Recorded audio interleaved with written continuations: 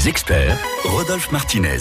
Les experts avec les agences Century 21 de Gironde, vente, location, gestion, syndic de copropriété, vente de neuf et viager. Philippe Ménard est notre invité ce matin sur France Bleu Gironde pour cette émission sur la prévention de l'AVC. Émission que vous pouvez aussi suivre sur le Facebook de Philippe Ménard, donc en live et bien sûr aussi sur notre Facebook. Philippe Ménard, on va rappeler donc votre histoire. Hein. Vous avez été foudroyé en février 2014 par un AVC alors que vous étiez très engagé en politique, très surmené, maire de Barsac à l'époque. Hein. Et depuis, vous avez donc radicalement changé de vie. On va donner aussi des chiffres pour que ceux et celles qui nous écoutent comprennent bien.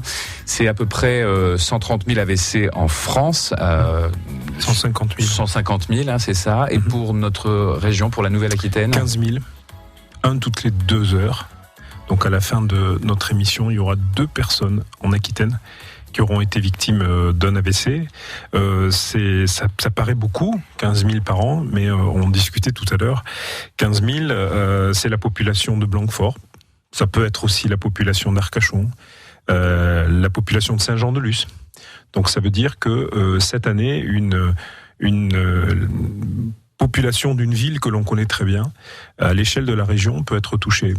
Donc il est important de prévenir, parce qu'autant on peut avoir des équipes médicales qui sont particulièrement performantes, on a la chance de pouvoir éviter ce qui est considéré par l'OMS pour les années à venir comme un fléau. On peut l'éviter en changeant de vie, en faisant attention à nous. C'est ce que vous avez fait, vous avez pris votre bâton de pèlerin pour aller convaincre les uns et les autres justement de changer de vie. Vous menez de nombreuses actions, on va les évoquer au cours de cette émission. En un mot, il y a 2 sortes d'AVC. Hein. Vous étiez concerné par quel type d'AVC ? J'ai été concerné par un AVC un peu particulier, puisque j'ai fait un AVC sur le cervelet, qui n'est pas un AVC sur le cerveau en lui-même, et qui a malgré tout nécessité une craniectomie, c'est-à-dire une ouverture du crâne après pendant un coma, pour faire une décompression cérébrale, ce qui est un AVC particulier par rapport à ce que l'on peut trouver par ailleurs, qui peuvent être des AVC hémorragiques ou ischémiques. Mais ça, les médecins sont particulièrement performants pour traiter. Et en particulier au CHU, hein, puisqu'ils font un travail extraordinaire depuis de nombreuses années. Ils sont vraiment très en pointe sur la problématique des AVC. On salue d'ailleurs les équipes si elles sont à l'écoute de France Bleu Gironde. Elles le sont, je pense. Voilà. Philippe Ménard, on va continuer cette conversation. Donc à la fois techniquement, hein, que sont les AVC, et puis ensuite comment les prévenir et quelles sont les actions que vous menez. Les experts France Bleu Gironde, Rodolphe Martinez. Et ce matin dans Les Experts, jusqu'à 9h40, notre invité Philippe Ménard pour parler de la prévention de l'AVC. Philippe Ménard qui donc, suite à cet AVC en février 2014, une fois remis, est parti sur les routes. Et quand je dis sur les routes, c'est au sens propre, puisqu'entre le 14 et le 30 octobre dernier, vous avez fait un tour de la région à vélo. En résulte un film qui a été présenté au Club de la Presse et qui est disponible sur Internet, tout simplement, sur un lien YouTube. On le mettra d'ailleurs sur notre Facebook, comme ça vous pourrez regarder ce film. Donc, pour prévenir, alors à la fois les générations qui sont concernées, les populations à risque maintenant, on va dire passer 50 ans, entre... 65, les statistiques font que les 3/4 des AVC touchent des personnes qui ont plus de 65 ans. 1/4 des AVC touchent des personnes qui ont moins de 65 ans. Mais on assiste à un nombre alarmant de personnes qui sont touchées, notamment les jeunes filles, avec un mélange pilule et cigarette qui est extrêmement inquiétant quant aux conséquences. Et on assiste à un doublement des cas d'AVC dans la tranche d'âge 25-30 ans, par des facteurs de risque qui sont négligés. Alors justement, quels sont-ils ces facteurs de risque ? Alors, la malbouffe, c'est pas étonnant quand on dit 25-30 ans, la malbouffe, c'est-à-dire une alimentation pas équilibrée, riche en sel et en graisse, vous voyez ce que je veux dire, la sédentarité, liée aussi à une qualité de vie, notamment professionnelle, le tout peut générer une hypertension artérielle qui est un des facteurs qui peut provoquer un accident vasculaire cérébral, et puis des maladies qui peuvent être contrôlées par son médecin, telles que l'arythmie cardiaque.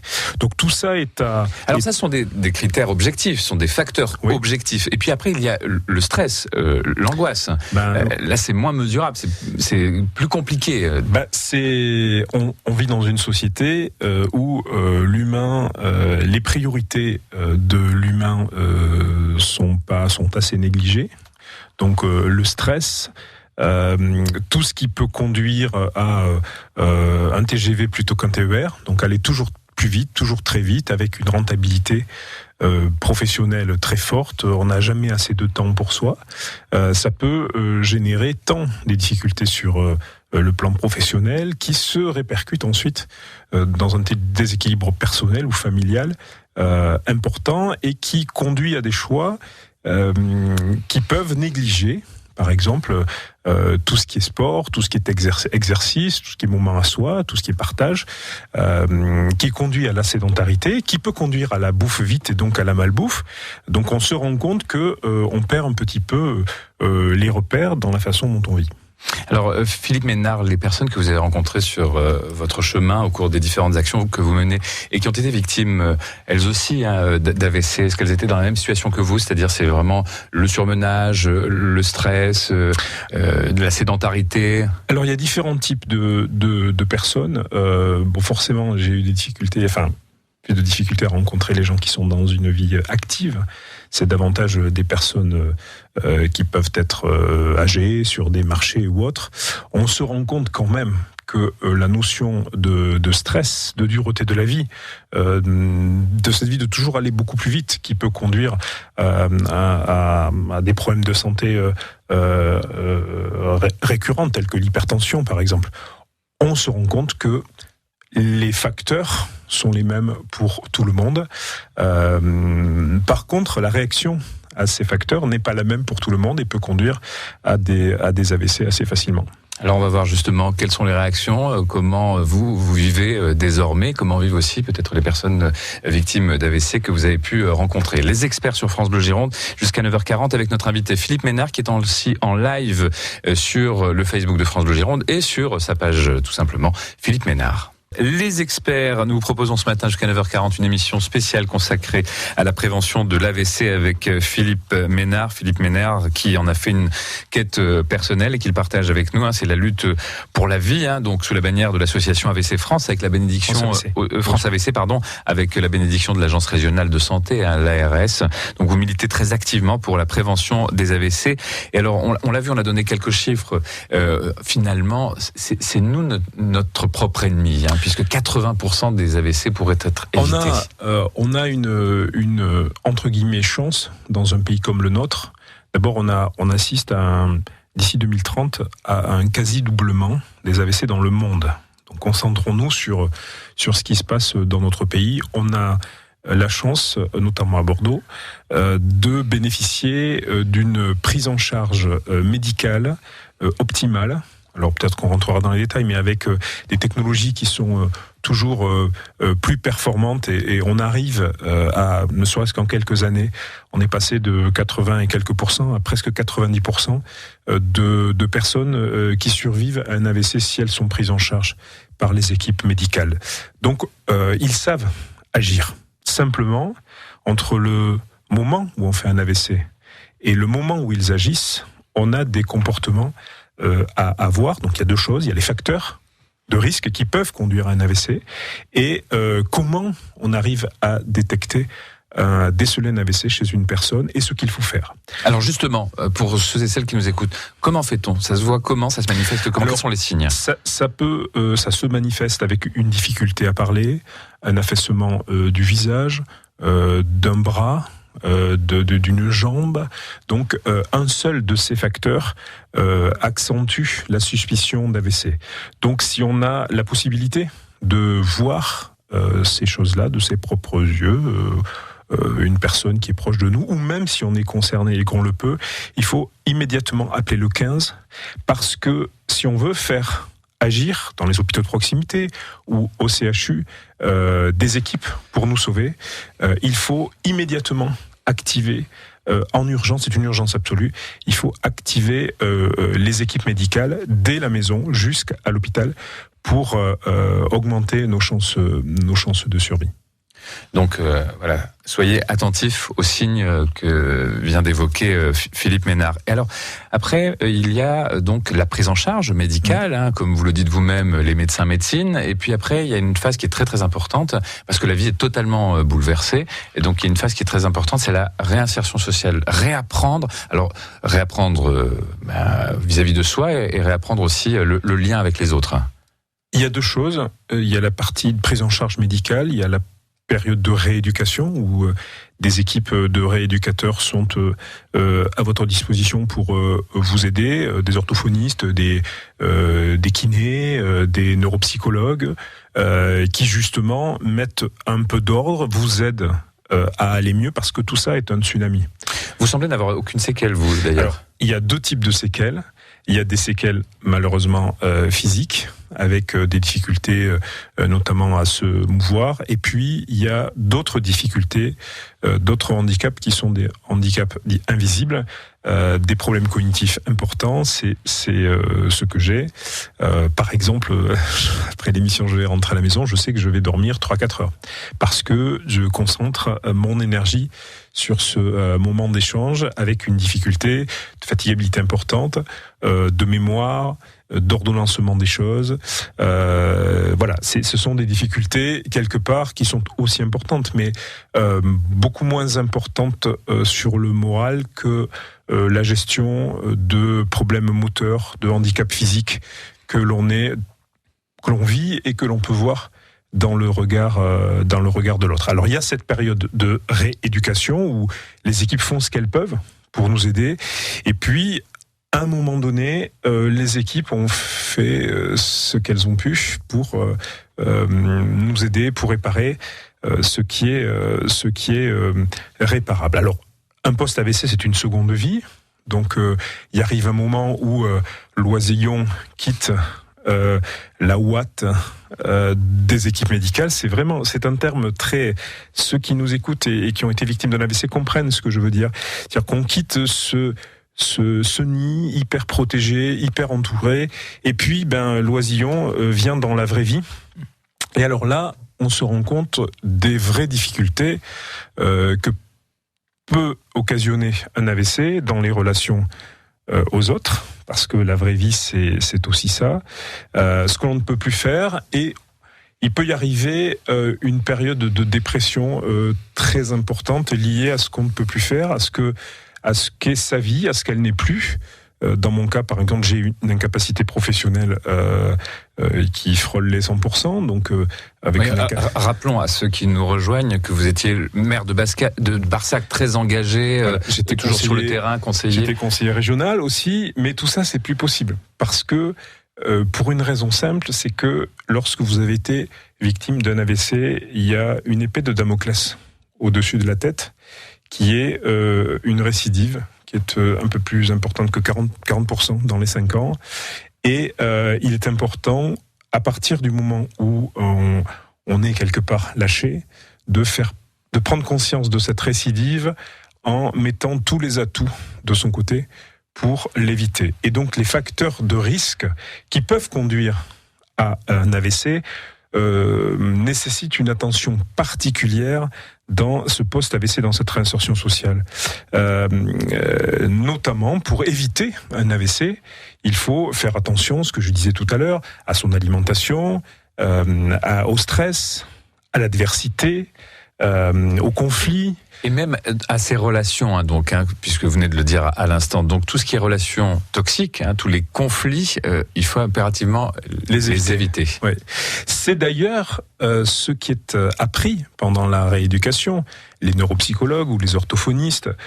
J'ai fait une psychothérapie à la suite de mon AVC parce que il arrive un moment où faut être aidé. Le tsunami fait que vous recommencez une deuxième vie, vous devez faire le deuil de la vie d'avant, tout ce que ça réveille, c'est une relation compliquée. Mais il est évident que vous devez, on vous apprend en rééducation à fuir le conflit, à ne pas alimenter le conflit. Dans la discussion aux autres, dans le rapport aux autres, suivant quelle est notre position, on peut alimenter ou accentuer le conflit. Il vaut mieux parfois ne rien dire, se taire, reconnaître que l'on a tort pour éviter de se mettre en danger soi-même. Philippe Ménard, vous restez avec nous sur France Bleu Gironde. Parmi les témoignages, il y a Valérie qui dit bonjour Monsieur Ménard, bravo pour votre courage et qui nous remercie aussi pour ces émissions très instructives. Il y a aussi Guillaume qui vous dit tu pourrais danser pendant la musique aussi. Voilà. Vous pouvez continuer de témoigner parce que nous sommes tous concernés. Il ne faut pas imaginer, ça c'est très important ce que vous dites tout au long des conférences que vous donnez, des rencontres que vous faites. Vous dites nous sommes potentiellement tous concernés. Soit personnellement, oui, soit pour un proche. Soit pour un proche, parce qu'il y a une chose sur laquelle on n'insiste pas suffisamment. On peut se dire, il faut que je fasse attention à ma santé, à la façon dont je vis, sauf que quand survient un AVC chez un proche, le tsunami, il ne se limite pas à la personne qui est affectée. C'est toute la famille qui est touchée parce que le bouleversement est sans commune mesure pour reconstruire l'après. Voilà, et la vie ne sera plus jamais comme avant pour la plupart des personnes qui sont touchées. Si vous voulez intervenir dans cette émission, poser des questions à Philippe Ménard, si vous voulez l'inviter peut-être à participer donc à un colloque, une conférence ou autre, vous pouvez passer par France Bleu Gironde 05 56 19 10 10. Les experts France Bleu Gironde. Nous sommes très heureux d'accueillir ce matin dans cette émission les experts, d'accueillir Philippe Ménard. Philippe Ménard qui donc nous parle de prévention de l'AVC depuis son AVC en 2014 et après de longs mois de rééducation, d'abord de soins, puis de rééducation, puis de réinsertion sociale, de remise sur pied. Et désormais, il mène de nombreuses actions pour nous dire à quel point nous devons faire attention à notre santé, que nous pouvons tous faire quelque chose et à quel point nous avons des ennemis, qu'il s'agisse du surpoids, de la malbouffe, de la cigarette et en particulier aussi de la sédentarité. Je vous propose, Philippe, d'accueillir Laurent à Villeneuve-d'Ornon. Bonjour Laurent. Oui, bonjour. Soyez le bienvenu sur France Bleu Gironde, intéressé par cette émission parce que vous-même vous avez été touché il y a 8 ans de cela. Votre compagne a fait un AVC, c'est ça ? C'est ça, exactement. Et donc aujourd'hui, je désirais savoir s'il existait un groupe de parole parce que pendant très longtemps, elle a refusé d'admettre qu'elle était handicapée. Parce que comme Monsieur Ménard le disait tout à l'heure, en fait, ça se voit pas. Enfin, aujourd'hui, ça se voit pas parce qu'elle s'est bien battue. Elle a fait beaucoup de rééducation, elle a fait beaucoup d'orthophonisme. Et quand on la croise comme ça dans la rue, il se passe pas une semaine sans qu'on lui demande mais quand c'est que tu vas reprendre à travailler. Alors que moi qui vis avec, je sais que ça sera jamais possible, quoi. Philippe Ménard. Donc, oui, allez-y, Laurent, poursuivez. Voilà, donc ma question était de savoir si elle existait un groupe de parole pour l'aider à franchir ce cap, de se dire que à reconnaître que ça sera plus pareil et qu'elle est handicapée, quoi. C'est très touchant ce que vous dites. D'abord, ça fait 8 ans, c'est ça ? Oui. Bon. Et au bout de 8 ans, elle a vécu toutes ces phases de deuil. Mais malgré tout, dans le regard de l'autre, c'est compliqué. Et puis on se prend comme des uppercuts, la culpabilité liée, en fait, elle est aux yeux de certains un peu ressentie comme une profiteuse qui profite de la situation. Ou elle le vit comme ça, c'est ça ? Elle le vit à peu près comme ça. Bon. Donc il y a en Gironde, il y a une association, il y a France AVC 33 qui organise régulièrement des rencontres qui peut aider assez facilement. Si vous le voulez, vous pouvez aller sur Facebook si vous avez Facebook ou alors. Elle vous suit sur Facebook. Bon. Donc, qu'elle m'envoie un message via Facebook, oui. Et je vais vous donner les coordonnées de l'association France AVC 33, qui est un groupe de gens dont la plupart ont été victimes d'un AVC, et il y a beaucoup de bienveillance et beaucoup de discussions qui peuvent aider, et si elle cherche un sens un peu à son existence, elle peut aussi s'investir au travers de plein de choses qui sont les activités de France AVC 33, et Et par exemple, on en parlera sûrement après, au niveau de l'association qui a été créée à mes côtés, les équipes qui travaillent à mes côtés, non seulement on a un certain nombre d'actions sur l'année 2017, on a organisé en octobre l'an dernier c'était la première fois, on a organisé un café AVC. On est allé à Langon, parce que c'est proche de chez moi. On est allé sur le marché de Langon et dans la galerie marchande du centre Leclerc. Excusez-moi pour la publicité. On a organisé ces moments de partage, d'échange, de prévention, et des personnes comme votre épouse, par exemple, sont venues nous voir et on a pu tisser des liens, discuter. Et il y a beaucoup d'apaisement parce que quelque part, j'imagine ce qui se passe dans sa tête. Il y a notamment, et c'est parfois dur de se l'entendre dire, c'est que t'as fait un AVC, tu t'en sors bien, mais de quoi tu te plains ? Il y a aussi la culpabilité d'être vivant, d'être encore en vie. Alors, la culpabilité d'être vivant, je sais pas si elle existe, mais il peut y avoir, au travers de l'expérience de personnes ou dans des familles, le fait qu'une personne qui souffre de handicap invisible, comme son épouse, n'a par définition pas de handicap visible. C'est-à-dire quelqu'un qui est victime d'un AVC, on peut s'attendre à ce qu'il y ait malheureusement des séquelles physiques et que ça se voit. Pour donner un exemple à ceux et celles qui nous écoutent, c'est l'effet blast, ça. C'est-à-dire que quand il y a une explosion, par exemple, l'enveloppe reste à peu près la même, mais à l'intérieur, eh bien, les organes sont détruits et puis il y a une partie qui est détruite.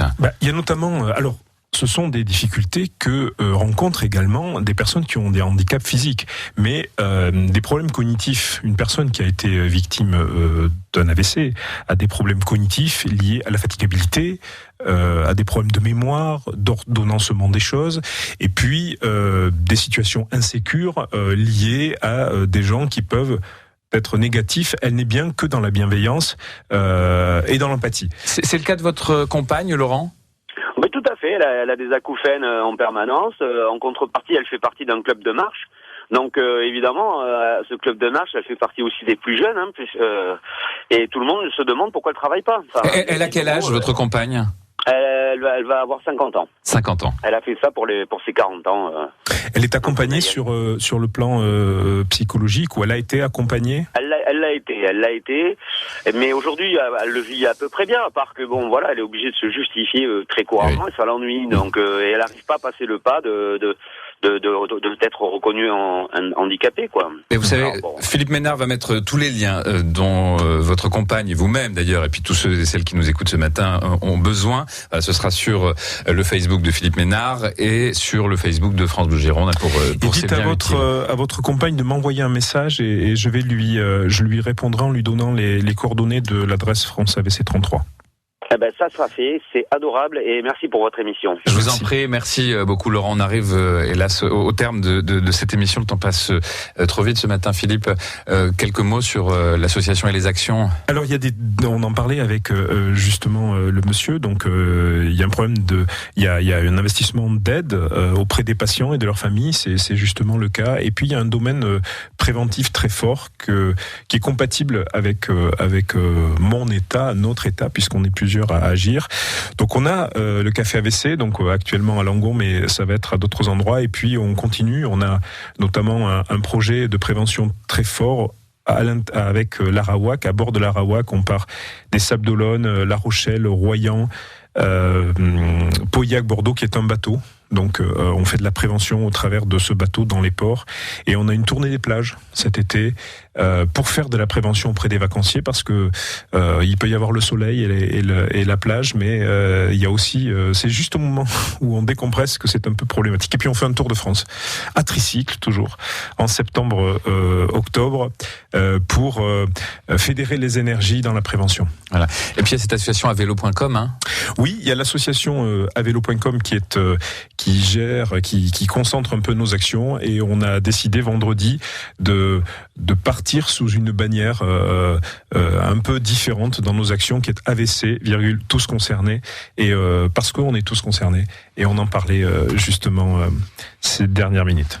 Merci beaucoup Philippe Ménard d'avoir été avec nous. Si vous avez besoin de renseignements complémentaires, si vous voulez voir donc le film Le Tour de la région à vélo, le lien sera à votre disposition. C'est un partenariat avec France Bleu. On est très investi aussi, et c'est très important parce que parmi nos auditrices et nos auditeurs, nombreux sont ceux qui parfois aussi témoignent de ces accidents de vie et des difficultés qui en découlent. Philippe Ménard, merci beaucoup. Je vous souhaite bon repos parce que vous avez mis beaucoup d'énergie pour venir participer à cette émission. Scolaires. Donc allez vite vous reposer.